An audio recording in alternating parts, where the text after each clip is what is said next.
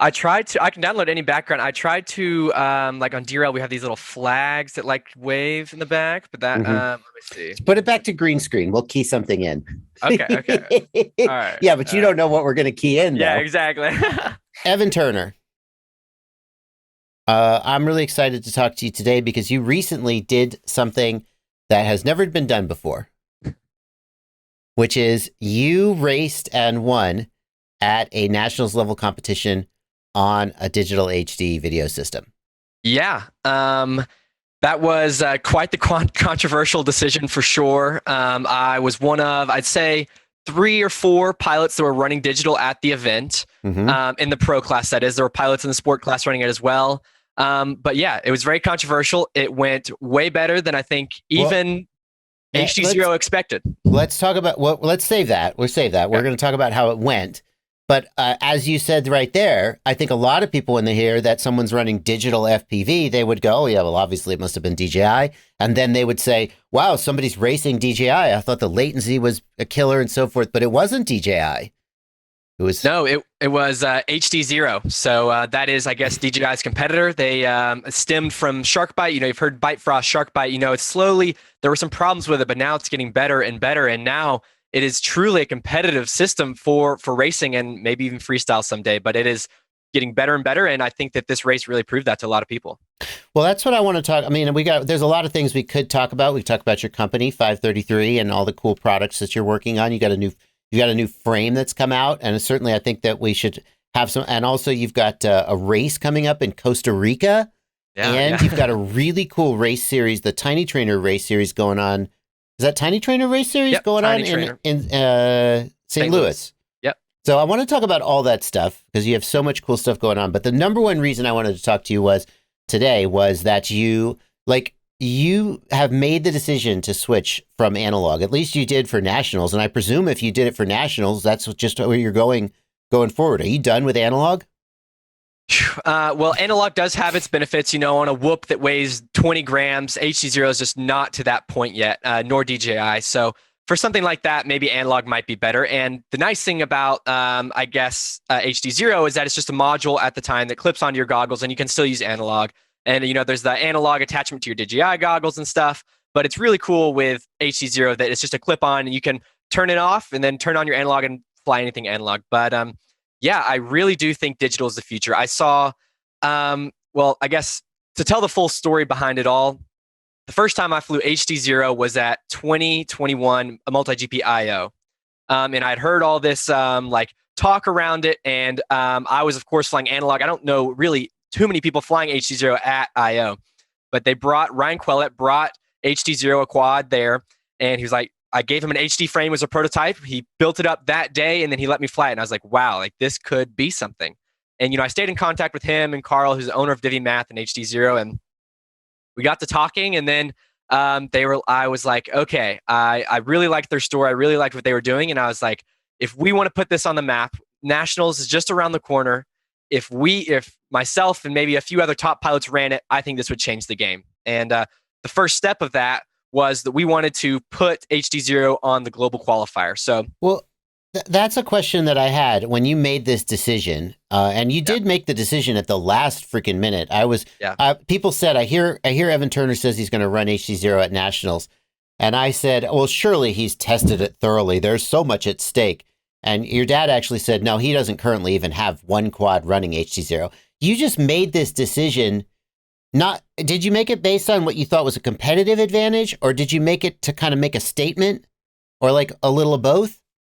Well, in all honesty, so I did not run HC0 on the global qualifier. I ran my only global qualifier far before I had any talks with HD0. However, after flying at IO, I really did believe in it. So I was, I would say, the big middleman between these top pilots and HD0. So I have a great relationship with all the top pilots. We worked with them with 533 a lot, and I also had a great relationship with HD0 after IO and wanting to talk with them more.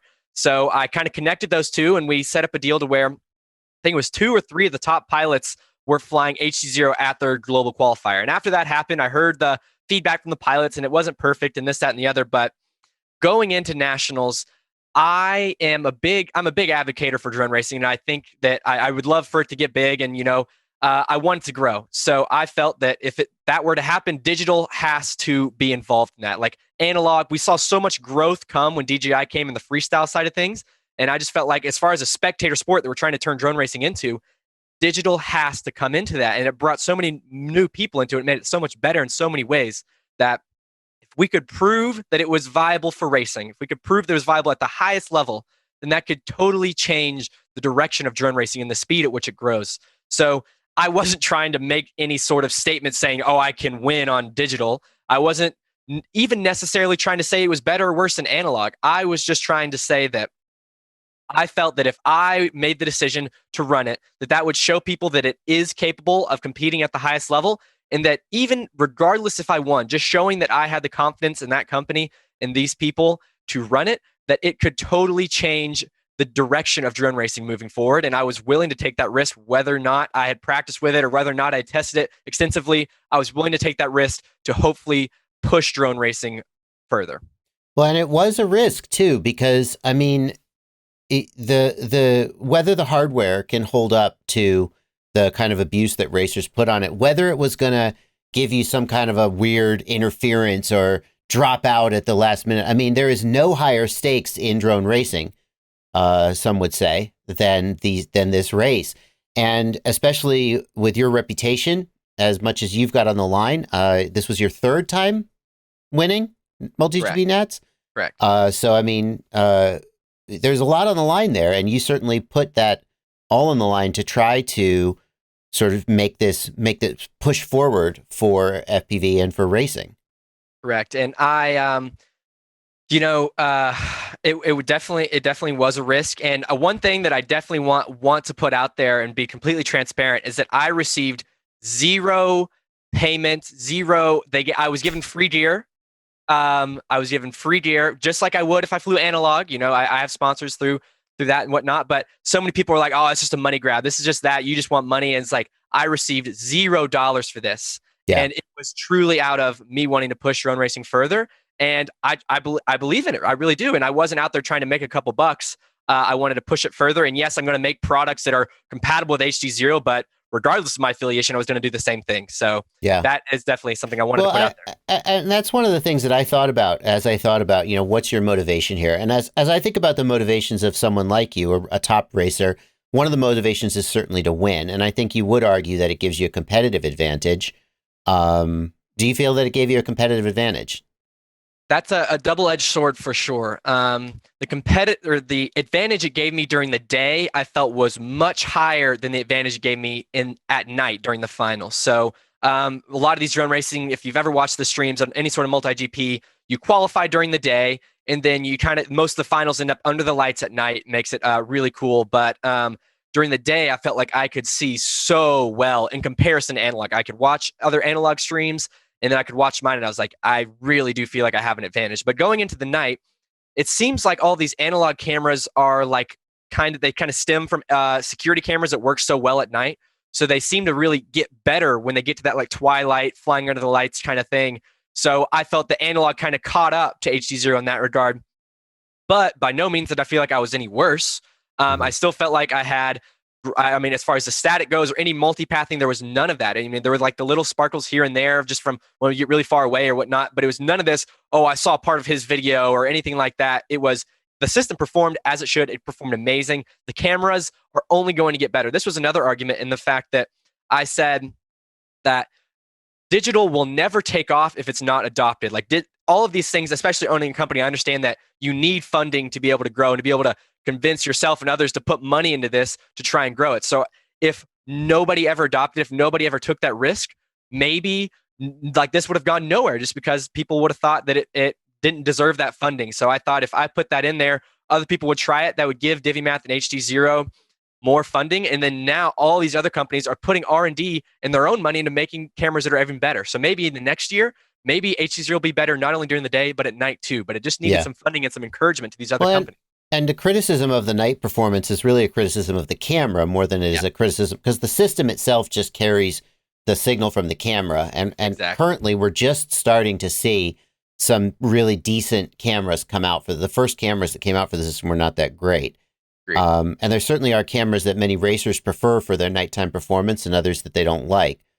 So like you said, hopefully in the next year, we'll see more of that coming out. But like you said, nobody wants to be the first one to invest $50,000 or whatever the number is, a big number, in making a run of 5,000 cameras, where they just don't know if the market is there, if they're going to lose that money, and they just want to kind of looking around to see who's going to go first. And it certainly would be exciting to see your performance at Nationals. Like, there has to be demand from people who want the system, and then companies like a Run Cam or a Foxeer will go, oh, well, let's make cameras. Exactly. That's what we want to see. And I think that's happened for sure. Do you think that's happened? Are we seeing that? I think 100%. I mean, you saw like, here's the quad that I used. This was a quad that won right here. So this was using the HD0 microcam. This, I believe, had just came out when I flew it at Nationals.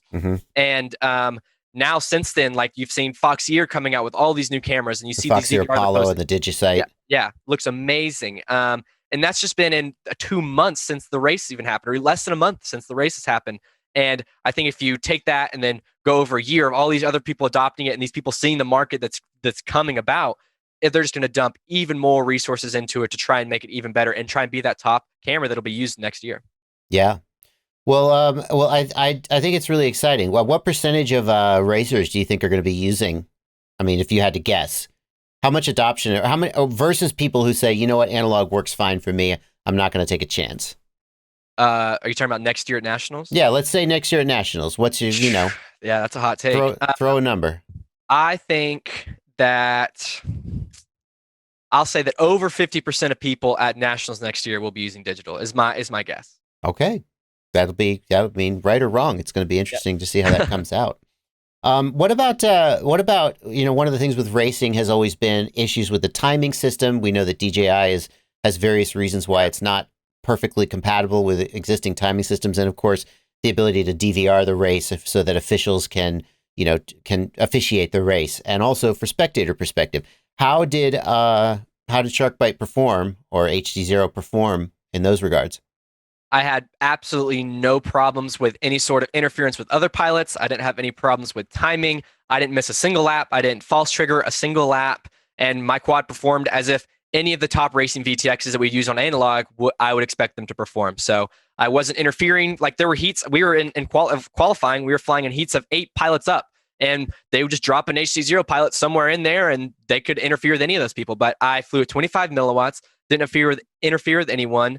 I flew timing, didn't interfere with anything there, and they didn't have to change any setting. They didn't have to go in there and change my gate or lower anything or raise anything. It was as if I was an analog quad. The antenna I used, I took this antenna off an old analog quad, put it on. It looks like a normal analog quad for the most part, and I flew it, and it was as if nothing had changed. I just could see a lot better than everybody else. Yeah. Well, that's really nice. I've said that there's a good chance that you could win flying pretty much any equipment that you chose, just based on your sort of raw skill.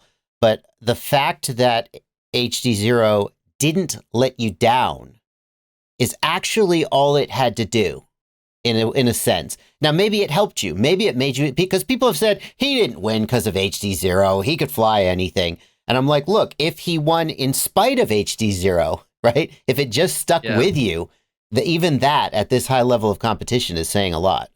Yeah, no, I talked to a lot of people about kind of that decision as I was going in, and I kind of saw it almost as a lose-lose, or I don't know. It was kind of, because it was like, if I won with HD0, people would say, well, he only won because of HD0. And then if I lose and I do terrible, then people would be like, well, if he would have used analog, then he would have done better. And it was a huge make or break moment, because if you had raced HD0 and lost, people would say, man, Evan was a favorite to win, and he took this chance, and HD0 let him down. Yeah. Damn it, it's not ready. But now that you have won using it, I feel like it really has made good in a sense. And I think it's going to be very interesting to see where it goes. So let's talk about some of the other stuff that you've got going on, because it's not just Nationals. 533 is your company. Correct. And you are obviously you make the switchback frame. Did you see the equipment survey Yeah, I did. What percentage of people at nationals were running your frame? I mean, I think it was almost 75%, and I wanted to be 75 so bad, but it It's a wasn't. big number. Yeah. How does it feel? I Like mean, all these people who are competing with you, mhm. they're like, yeah, no, but I'm going to run his frame. It really is humbling, to say the least. And by no means is it all like I didn't necessarily do any of this or all of this. I work with Armando, who's the guy who's designing all these frames. We work together, and I couldn't be happier with finding a better like teammate and doing this than Armando, and he does amazing work. But to have the support of all these people, I don't believe is just necessarily because we're like good at marketing or good or making the products that are so much better. But at the end of the day, No. we're trying our best to support drone racing as best we can. We're putting on these tiny trainer spec races. We're putting on these freedom spec races. We're sponsoring pilots. We're giving out discounts. We're giving prizes. We're supporting other races that aren't even affiliated to us whatsoever. And we are trying to give as much back to drone racing as it's given to us. Drone racing has totally changed my life. It is my life. And so the way I take it is when you support 533, you're not supporting us into making us some monopoly of drone racing. You're supporting us so that we can turn around and try and support you and give you a better experience in drone racing by, regardless if you use our products or not. If you buy a shirt from us, some of that money, a lot of that money is going to go back into supporting drone racing and supporting the making of new products that'll hopefully make FPV better. Mm-hmm. And that is, I think, kind of is, or I would hope is the draw behind 533, is that we are trying to take what we get and put it right back in to make this bigger, make this better, and to be a part of whatever FPV ends up being. Well, and it is interesting to see the ways that 533 has expanded the definition of what racing is, because, it would be very easy for you to say, I'm going to focus on top tier multi-GP style racing, balls out, 6S, Min Chan Kim, Alex Vanover. And that is so cool, but also so inaccessible to so many people. And the two things I can think of that you've done is, number one, you pioneered the Tiny Trainer, which is a 3-inch racing build. It's a spec racing build. And then you've also pioneered Freedom Spec, both of which are accessible to a wider range of skills that let people have fun racing. Talk about Freedom Spec, if you would. Yeah. So what Freedom Spec is there's been multiple attempts at spec racing in the past. The MultiGP had a spec, and it didn't really work out. It kind of feathered out. But what Freedom Spec is where you have to run, there's one motor that's available, there's one propeller that's available, there's a minimum weight that's set, and then you have to use a 3-cell battery. So the draw to that is that you can take your Freedom Spec quad, and then you can fly it on 3-cell, race with your friends in Freedom Spec, and then you can turn around, then take the battery off, plug in a 6-cell battery, and then go fly a very, very competitive quad at any multi-GP race. So you're not just building this quad that'll be useless when you go to another race. That's the issue I found with specs in the past. We found with the specs. And Sean Ames is his name is Sean Ames, and he is the guy who came up with this idea wholeheartedly. And he's a very close friend to us at 533. And he kind of brought us this idea, and we were like, and what a spec needs is it needs a company behind it to support it. It needs people putting money towards running these events. It needs people putting money towards supporting these pilots with the products. And it just needs a company really pushing behind it to make it work. And that's what our role is. We're trying to be. So you have to run like this here is a Freedom Spec quad. It's the quad I use to win MultiGP, but I can put a 3-cell battery on it and I'm ready to go in Freedom Spec. And you take that and you sort of lower the top speed of the quads. And the fast guys are still fast and they're still probably going to win.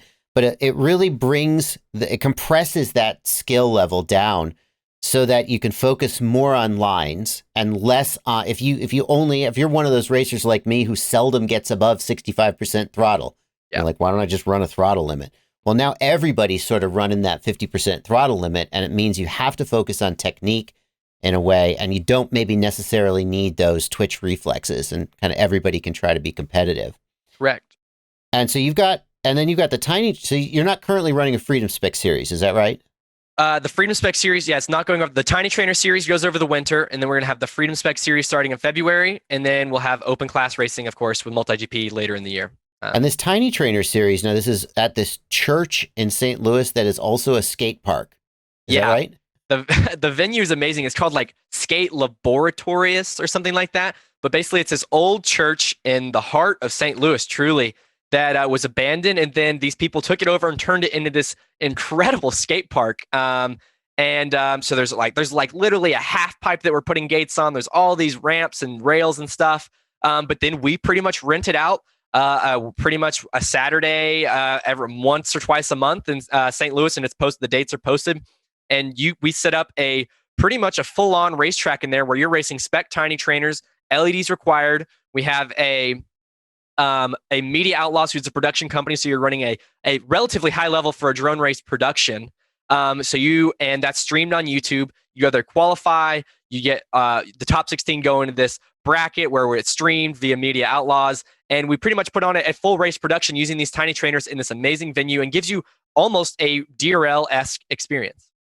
Yeah, and you're running it. There are 6 or 7 races. How many races in the series? I think there's 6 like regular season and then a championship. And you're running it as a point series. So I mean, people can come to St. Louis and they can race, and obviously if they place in one of those races, then they're seeded into the finals. But then there are also seats that are points based, and if you come back and you race multiple times and build points, so people can really they can race one race, they can come race all 6. I guess it just depends on how far from St. Louis you live, but it's a really cool, and tiny trainer racing is just, again, a really fun. It kind of bridges the gap.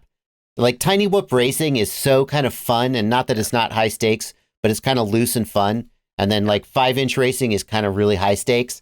The tiny trainer racing is kind of the best of both worlds in some ways. So yeah. No, I totally agree. And I think the tiny trainer is a great way to get not only into racing, but into flying, because it's such a durable little quad, and it teaches you so many things about racing 5-inch. Like you go out in 5-inch and it's relatively intimidating, high stakes, like you said, and the quad will go over 100 miles an hour. But this tiny trainer, you can run it in, like we're flying through like concrete and wood and all this stuff, and we are destroying these things, like running them into walls, but we're not breaking them. Like they kind of bounce, you put new props on, whatever. And that's it gives you so much more confidence to all these newbies. And even though these tracks might be difficult for a newbie, we've had these new guys coming in. Hey, this is my first race. I have my tiny trainer that I built a couple months ago. They're ramming it into half pipes at full throttle, and they take back off again. So I think that gives them a lot of confidence, and then they can take that confidence to go practice more and try more. Instead of when you go to a 5-inch race, you go and you hit a gate, your quad catches on fire, or you almost hurt something, and then you're like, I don't know if this is for me. So I think it gives a lot of confidence to new people wanting to get into racing. Well, you've got one more race coming up, and this one maybe is not for new people, but I've heard it being touted by some as potentially like the biggest FPV race ever, because the location is in Costa Rica, and some of the pilots who are coming, I'm not sure there's ever been, you'll tell me if I'm wrong, there's ever been a race with all of these pilots in one place at one time. Yeah, no, so the race is called like the 533 Pura Vida Freedom Spec race. So it's being held in Costa Rica the first weekend in February.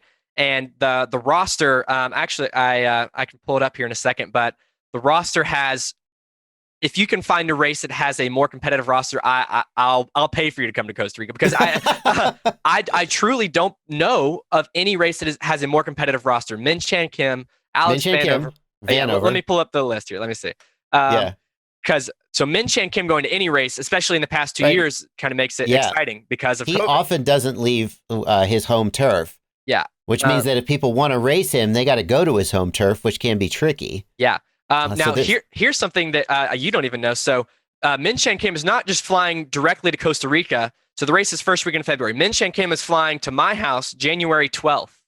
So very soon. And he's renting an Airbnb down the road from my house with his friend Hajun Yu. And he's going to fly here. And we're going to go on like this little like tiny tour to race all over before we even go to Costa Rica. So Min Chan will be at the Tiny Trainer race January 29th. He'll be at the Tiny Trainer race February 18th as well, because he's staying for that long. Is he racing? Yes. And then he'll be also in Costa Rica. I mean, that's cool, but I mean, that's just one seat knocked right out, right? Yeah. Someone who was good, someone who thought they had a chance now does not have a chance. Well, so I almost want to go just to watch him fly. Like Min Chan is such an incredible pilot and competitor. I think it'll be amazing. Absolutely. And we're going to get to see him rip your practice track too, right? Yeah, no, it's going to be super embarrassing for me because he's going to go way back. It's going to be so embarrassing. He's ridiculous. Okay, I've got the list here, and I can send this to you, but just going down the line, we have Patrick White, engineer, second place at Nationals this year. Propsicle, third place at Nationals this year. Jake Hammer, top 5 qualifier this year. Drobot, top 8 qualifier this year. Neukow, 4th at Nationals this year. Alex Campbell, the Chief. Neil Merrick, who designed the Champs track. Night Fury, the 2-time multi-GP champion. His wife, Alex Vanover. Mason Lively, the TQ at multi-GP Nationals. Soren Monroe Anderson, Fat Kid, the winner of 2019 Nationals. Let's see, Cal Reese-Snyder, Min Chen Kim, Levi Johnson, the TQ at IO. Are there are there any seats left? How many seats are there? Last I checked, there were 14 seats remaining. 14 left. We're capping it at 64. Okay, so people could still get in if they want to. If they what do you just buy in? Yeah, it's $100 ticket that goes towards the prize pool and stuff. I believe last I checked, Radio Master's a sponsor, HQ's a sponsor, Orca is going to be a sponsor. I think they're going to be launching a new product there. And we are all kind of renting these big Airbnbs. The venue itself is actually a huge Airbnb on like 8 acres of land, I believe. It's actually where they've hosted several international surfing competitions. So like it's at a beach. And they host, but on the, like, you come in off the beach and there's this huge field with palm trees and everything. We're going to be racing on there. And then, like, say, like, all these people are bringing their wives. Can spectators come? If people aren't racing, can they just come to Costa Rica and, like, hang with you? Spectators can come for free. They're more than welcome to come watch. Wow. And it's going to be, like, truly some of the best racing I think we've ever. And it'll also be live streamed as well. So you can watch on a stream. All right. Well, we'll put links to all of that stuff down below. You got a lot of stuff going on. You committed to HD0 going into the next MultiGP season. Yeah, no, I'm going to be flying HD0 at this Freedom Spec race. People are running HD0 in their tiny trainers once these new whoop boards come in. And also going into MultiGP this year, I think we're going to all be using, or hopefully more pilots are going to be using HD0 moving forward. Well, it would be rude of me to finish the interview without at least mentioning your other sort of major project, which is DRL. In fact, I think you're sitting on a DRL set right now, and you've given us the liberty of green screening in whatever we want behind you. Yeah, so I am so sorry for whatever's sitting right here. How's the DRL season going? So currently I'm first in the seasonal points goes. I believe there are 3 races left. It's pretty much every Wednesday, so we have a sim race Wednesday night, and then the next Wednesday, and then after that, there's about a 2 or 3 week break, and we'll be racing live in Vegas, right outside the T-Mobile Arena in Las Vegas, alongside CES, so the Computer Electronics Show, and that'll be the championship race. But I believe right now I'm sitting 11 or 13 points ahead of Vanover, and he's in second. Ooh, that's a lot of points. Is that a lot of points? Yes, at the moment. But so it's coming down to the wire for sure. I think this is the 4th lead change as far as seasonal points goes between Vanover and I throughout the season. But right now I'm in the lead, and I really want to win 2 years in a row. But yeah, right. Obviously. How do you feel that I know that there was a little bit of a shakeup at the beginning of this season. How do you feel that the caliber of the competition is this year versus last year? Yeah, no, the competition as far as this year, it's a hybrid season, which is honestly pretty cool in my opinion. That we're racing in person for about 2/3 of the season and on the sim for about 1/3 of the season. And that has really made an interesting dynamic because you have to not only be good at real life, you have to be good at the sim too. So there's 2 different types of training you have to do, 2 different types of competition you have to be ready to prepare for. And that has really been a kind of cool thing because you have to be the best average pilot between both of those. So Vanover was in the lead coming out of the real life portion, I believe by like 6 points. And then I was 6 points back. And then going into the sim, now I'm 11 points ahead. So it is so close, but at the end of the day, it really just comes down to that average. Between. I was going to say, do you feel that helps you? Do you feel that having part of it be on the sim gives you an advantage, or do you think that holds you back? You think you're stronger in real life? I mean, as far as points goes, that definitely has helped me this season. I feel like that is one of my strong suits is being able to adapt between these 2 different types of competition. And it has helped me more than hurt me for sure. And I can't wait for it to be all real life racing again if that ever happens. To compete against Vanover, he's amazing in real life. But when it's on the sim, like you got to do both of them. All right. Well, Evan Turner, good talking to you. Thank you for your time, and looking forward to see how you do next year with HD0 and seeing what the future holds for digital FPV and racing. Yeah, thank you. Patrons, are the people who make all this possible.